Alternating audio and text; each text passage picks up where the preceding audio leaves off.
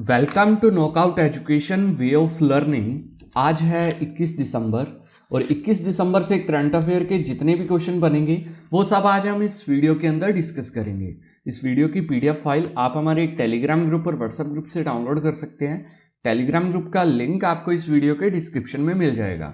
आप चाहे किसी भी एग्जाम की तैयारी कर रहे हैं, ये वीडियो आपके लिए बेहद खास होने वाली है, क्योंकि इसके अंदर हम करंट अफेयर के साथ साथ उससे रिलेटेड इंपॉर्टेंट फैक्ट्स और स्टैटिक जीके के जितने भी क्वेश्चन बनते हैं जो कि एग्जाम पॉइंट ऑफ व्यू से इंपॉर्टेंट है, वो हम इस वीडियो के अंदर डिस्कस करते हैं। और आज के जॉब अपडेट के अंदर है, पंजाब के अंदर पीपीएससी यानी कि पंजाब पब्लिक सर्विस कमीशन के अंदर नायब तहसीलदार की पोस्टें निकाली गई हैं। काफ़ी अच्छी पोस्टें हैं। क्वालिफिकेशन इसके अंदर एक तो ग्रेजुएशन चाहिए, प्लस इसके साथ आपके पास 10th में पंजाबी होनी चाहिए। लास्ट डेट इसकी 30 दिसंबर है और इसका डिटेल नोटिफिकेशन भी आपको मेरे टेलीग्राम ग्रुप पे मिल जाएगा। तो चलिए स्टार्ट करते हैं आज के हमारे फर्स्ट क्वेश्चन से। आज का हमारा फर्स्ट क्वेश्चन है, हाल ही में गोवा मुक्ति दिवस कब मनाया गया है? गोवा मुक्ति दिवस ये मनाया गया है 19 दिसंबर को। हर साल 19 दिसंबर को गोवा लिबरेशन डे या गोवा मुक्ति दिवस मनाया जाता है। क्यों मनाया जाता है? क्योंकि 19 दिसंबर 1961 को पुर्तगालियों से गोवा आज़ाद हुआ था। और बात करें 450 साल लगभग गोवा पर पुर्तगाल ने शासन किया था और उसके बाद भारतीय जो सेना थी उसने गोवा को मुक्त करवाया था। 1510 के अंदर पुर्तगालियों ने भारत के कई हिस्सों पर अपना शासन स्थापित किया था और जब भारत आज़ाद हुआ था तब तक केवल गोवा, दमन एंड द्वीप, दादरा नगर हवेली और अंजदीवा द्वीप, इन पर पुर्तगालियों का शासन रह गया था। और ये शासन को खत्म किया था, पुर्तगालियों से आज़ाद करवाया था भारत के इस पार्ट को 18 दिसंबर 1961 को एक ऑपरेशन के द्वारा। उसका नाम था ऑपरेशन विजय। ये पूछा जा सकता है कि गोवा को किस ऑपरेशन के तहत आज़ाद करवाया था? तो ऑपरेशन विजय चलाया गया था। उस टाइम के हमारे तत्कालीन प्रधानमंत्री थे पंडित जवाहरलाल नेहरू। उन्होंने ऑपरेशन विजय चलाकर 36 घंटे का एक ऑपरेशन था जिसके अंदर भारतीय नौसेना, वायुसेना और भारतीय सेना के हमले शामिल थे। मिलकर ये गोवा को मुक्त करवाया गया था। आज़ाद हुआ था भारत 15 अगस्त 1947 को। उसके बाद से गोवा के अंदर पुर्तगालियों से बात की जा रही थी, राजनीतिक उनसे कूटनीतिक फैसले भी किए गए, लेकिन उसका कोई फायदा नहीं हुआ। अंत में एक ही ऑप्शन था, सैन्य हस्तक्षेप। उसके माध्यम से गोवा को मुक्त करवाया गया था। 18 दिसंबर 1961 को ऑपरेशन विजय चलाया गया था और 19 दिसंबर 1961 को गोवा मुक्त हुआ था। इसलिए हर साल 19 दिसंबर को गोवा लिबरेशन डे मनाया जाता है। ओके, अब गोवा की बात करें तो ये है मैप के अंदर गोवा। कैपिटल है गोवा की पणजी, राज्यपाल है भगत सिंह कोश्यारी और गोवा के मुख्यमंत्री है प्रमोद सावंत। ओके, नेक्स्ट है, हाल ही में उत्तर प्रदेश के किस शहर में 5850 करोड़ रुपए के निवेश से मेगा लेदर पार्क स्थापित करने की घोषणा हुई है? उत्तर प्रदेश के कानपुर शहर के अंदर रमईपुर गांव के अंदर मेगा लेदर पार्क स्थापित किया जाएगा। इसके अंदर अनुमान है कि लगभग 50,000 लोगों को डायरेक्ट इनडायरेक्ट रोजगार मिलेगा और ये जो योजना है ये लगभग 13,000 करोड़ रुपए का जो इन्वेस्टमेंट है उसे आकर्षित करेगी। बात करें, अगर ये पार्क स्थापित हो जाता है कानपुर के अंदर तो उत्तर प्रदेश लेदर पार्क स्थापित करने वाला देश का पहला राज्य बन जाएगा। और अब बात करें, लेदर पार्क स्थापित किया जा रहा है तो वहां चमड़े का प्रयोग होगा। चमड़े का प्रयोग होगा तो प्रदूषण भी होगा, इसलिए प्रदूषण को नियंत्रण करने के लिए वहां अपशिष्ट उपचार संयंत्र भी स्थापित किए जाएंगे। और वहां जो पार्क है उसके अंदर 4000 वर्ग मीटर से लेकर 10,000 वर्ग मीटर तक के भूखंड उपलब्ध करवाए जाएंगे निवेशकों को। अब उत्तर प्रदेश की बात करें तो इसकी कैपिटल है लखनऊ, राज्यपाल है आनंदीबेन पटेल और मुख्यमंत्री हैं योगी आदित्यनाथ। ओके, नेक्स्ट है, हाल ही में किसने मर्चेंट के लिए 24/7 आरटीजीएस मनी ट्रांसफर सुविधा लॉन्च की है? 24/7 यानी कि दिन के 24 घंटे और सप्ताह के 7 दिन आरटीजीएस की फैसिलिटी ये उपलब्ध करवाई है किसने? पेटीएम ने। पेटीएम जो कि ऑलरेडी वॉलेट, यूपीआई, आईएमएपीएस और NEFT और RTGS, इन सब के अंदर मनी ट्रांसफर की 24 घंटे फैसिलिटी दे रहा है ये है पेटीएम। पेटीएम के द्वारा शुरू की गई है। RBI से परमिशन मिलने के बाद कंपनी ने ये घोषणा की है कि हम 24/7 RTGS की फैसिलिटी उपलब्ध करवा रहे हैं। पेटीएम की बात करें तो इसका मुख्यालय है नोएडा, उत्तर प्रदेश के अंदर, और पेटीएम के संस्थापक एंड CEO है विजय शेखर शर्मा। विजय शेखर शर्मा ये इसके संस्थापक भी हैं और इसके CEO भी हैं। ओके, नेक्स्ट है, हाल ही में UNEP द्वारा किसे young champion of the earth चुना गया है? Young champion of the earth UNEP यानी कि यूनाइटेड नेशन एनवायरनमेंट प्रोग्राम, इसके द्वारा चुना गया है विद्युत मोहन को।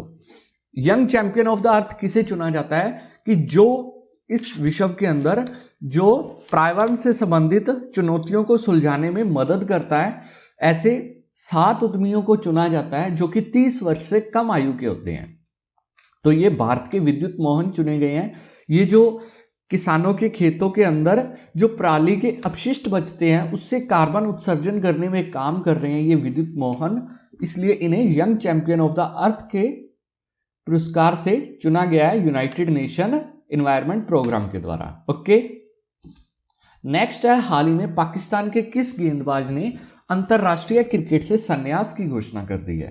पाकिस्तान के गेंदबाज मोहम्मद आमिर, इन्होंने संन्यास की घोषणा कर दी है। इसके पीछे कारण इन्होंने मानसिक यातना बताया मैनेजमेंट द्वारा। और बात करें इन पे मैच फिक्सिंग के भी आरोप लगे थे। सलमान बट और मोहम्मद आसिफ के साथ इनके ऊपर, मोहम्मद आमिर के ऊपर मैच फिक्सिंग के आरोप लगे थे। अब बात करें पाकिस्तान क्रिकेट टीम की, तो ये एसोसिएशन है इनकी पाकिस्तान क्रिकेट बोर्ड, और इसके कप्तान है बब्बर आजम। और बात करें ये वर्ल्ड कप की श्रृंखला दी हुई है। 1975 के अंदर पहला वर्ल्ड कप हुआ था, वेस्ट इंडीज ने जीता था। 2 बार लगातार वेस्ट इंडीज ने जीता। फिर 1983 के अंदर भारत ने जीता। किसकी कप्तानी में? कपिल देव उस टाइम कप्तान थे 1983 के अंदर। उसके बाद भारत ने जीता कब? 2011 के अंदर।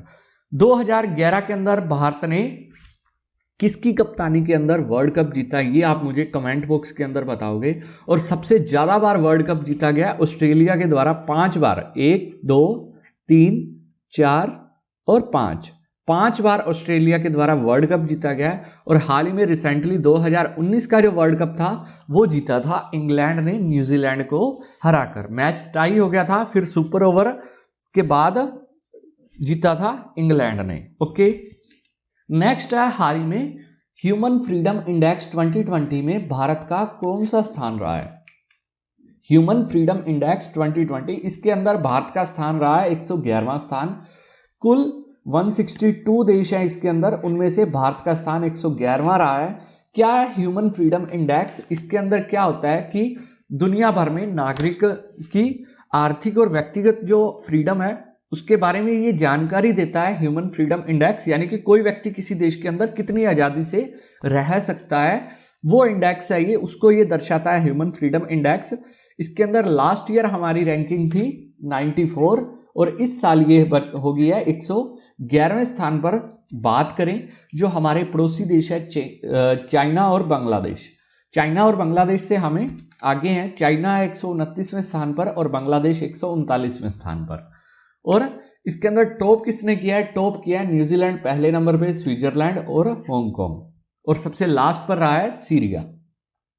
ओके, तो ये पूरी डिटेल है एज इट इज जो मेरे टेलीग्राम ग्रुप पे आपको मिल जाएगी। इसे जो मानव स्वतंत्रता सूचकांक है इसे लॉन्च कौन करता है, प्रकाशित कौन करता है?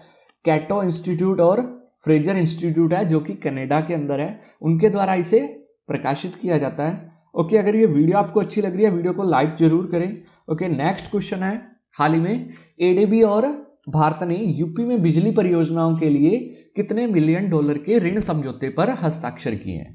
ये किए गए हैं $300 मिलियन के ऋण समझौते पर। ओके, $300 मिलियन के ऋण समझौते पर हस्ताक्षर किए हैं एडीबी और भारत ने। एडीबी यानी कि एशियन डेवलपमेंट बैंक, एडीबी का हेडक्वार्टर है मनीला, फिलीपींस के अंदर, और प्रेसिडेंट है इसके मस्तातुस्गो असगावा, और इसकी स्थापना हुई थी 1966 के अंदर। कुल 68 कंट्रीज हैं इसके अंदर, एडीबी के अंदर, एशियन डेवलपमेंट बैंक के अंदर। ओके, नेक्स्ट है, हाल ही में Indo Israel chamber of commerce ने किस भारतीय उद्योगपति को सम्मानित करने की घोषणा की है? जो Indo Israel chamber of commerce है उसके द्वारा भारतीय उद्योगपति है रतन टाटा, उन्हें सम्मानित करने की घोषणा की गई है। किस पुरस्कार से? Global visionary of sustainable business and peace पुरस्कार से। Global visionary of sustainable business and peace पुरस्कार से रतन टाटा, जो कि टाटा इंडस्ट्री के मालिक है रतन टाटा, उन्हें इस पुरस्कार से सम्मानित किया जाएगा। दुबई में 21 दिसंबर को federation of Indo Israel chamber of commerce के द्वारा अंतरराष्ट्रीय स्तर पर एक शुभारंभ किया जा रहा है। उसके दौरान टाटा समूह के अध्यक्ष हैं जो उन्हें इस पुरस्कार से सम्मानित किया जाएगा, रतन टाटा जी को। ओके, नेक्स्ट है, हाल ही में सीएस ने मॉरिशस की किस खिलाड़ी पर 2 साल का बैन लगाया है? सीएस यानी कि court of arbitration for sports, ये क्या काम करती है? ये स्पोर्ट्स के अंदर खिलाड़ियों की डोपिंग टेस्ट वगैरह करती है। जैसे वाडा करती है कि किसी खिलाड़ी ने कोई ड्रग्स तो नहीं ले रखी, तो उसके अंदर मॉरिशस की बैडमिंटन प्लेयर है फू कुने, उन पर 2 साल का बैन लगाया गया है सीएस के द्वारा। सीएस की बात करें तो इसके अध्यक्ष है जॉन कोटस और इसका मुख्यालय है लुसाने, स्विट्जरलैंड के अंदर। ओके, नेक्स्ट है, हाल ही में आईसीआरए ने फाइनेंशियल ईयर 21 में भारतीय अर्थव्यवस्था में कितने प्रतिशत तक की गिरावट का अनुमान जताया है? आईसीआरए द्वारा अनुमान जताया गया है कि 7.8% तक की गिरावट आएगी भारतीय अर्थव्यवस्था में फाइनेंशियल ईयर 2020-21 के अंदर, यानी कि -7.8% रह सकती है आईसीआरए के अनुसार। ओके, नेक्स्ट है, हाल ही में महाराष्ट्र सरकार ने किस शहर में राज्य के प्रथम विश्व स्तरीय अंतरराष्ट्रीय खेल विश्वविद्यालय की स्थापना की घोषणा की है? ये की जाएगी महाराष्ट्र के पुणे के अंदर। महाराष्ट्र के पुणे के अंदर प्रथम राज्य का ये प्रथम विश्व स्तरीय अंतरराष्ट्रीय खेल विश्वविद्यालय होगा पुणे के अंदर। पुणे के बालेवाड़ी के अंदर शिव छत्रपति खेल परिसर है, उसके अंदर ये स्थापित किया जाएगा। और ये पूरी डिटेल है एज इट इज आपको मेरे टेलीग्राम ग्रुप पे मिल जाएगी। अब बात महाराष्ट्र की करें तो महाराष्ट्र की कैपिटल है मुंबई और सीएम है उद्धव ठाकरे और गवर्नर है भगत सिंह कोश्यारी। भगत सिंह कोश्यारी जो कि गोवा के भी गवर्नर है और महाराष्ट्र के भी गवर्नर है। ओके, ये थे आज के हमारे करंट अफेयर के क्वेश्चन। अगर ये वीडियो आपको अच्छी लगी, वीडियो को लाइक जरूर करें, चैनल को सब्सक्राइब करें और कमेंट बॉक्स के अंदर अपने इंपॉर्टेंट सजेशन जरूर दें। Okay, thank you, have a nice day.